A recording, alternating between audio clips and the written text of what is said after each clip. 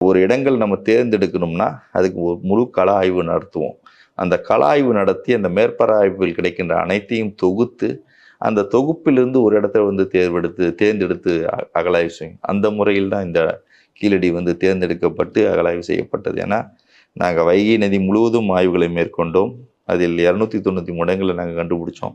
அந்த 293 இடங்களில் ஒரு இடத்த தேர்ந்தெடுத்து நாங்கள் ஆய்வு பண்ணணும். அதற்கு மிகவும் பொருத்தமாக இருந்த இடம் வந்து கீழடியாக இருந்தது. அதுக்கு மிக முக்கிய காரணம் மதுரையை பற்றி ஆய்வு செய்யணும். ஆனால் மதுரையில் எந்த ஒரு ஆய்வு செய்வதற்கான வாய்ப்பு இல்லை. வைகை நதியில் இவ்வளோ இடங்கள் நமக்கு கிடைச்சிருக்கு. ஆனால் மதுரைக்கு அருகில் தான் எங்கேயாவது பார்க்கும் பொழுது மதுரையிலேருந்து ஒரு 12 கிலோமீட்டர் தொலைவில் எங்களுக்கு கீழடி கிடச்சிது. இது ஒரு முறை. இது பார்த்தீங்கன்னா ஒரு சயின்டிஃபிக் அப்ரோச்சாக வந்து ஒரு அறிவியல் ரீதியாக அணுகி ஆய்வு அந்த பகுதி முழு ஆய்வுக்கு உட்படுத்தி அதில் ஒரு இடத்தை தேர்ந்தெடுத்து அந்த இடத்துல வந்து ஆய்வு பண்ணுகிற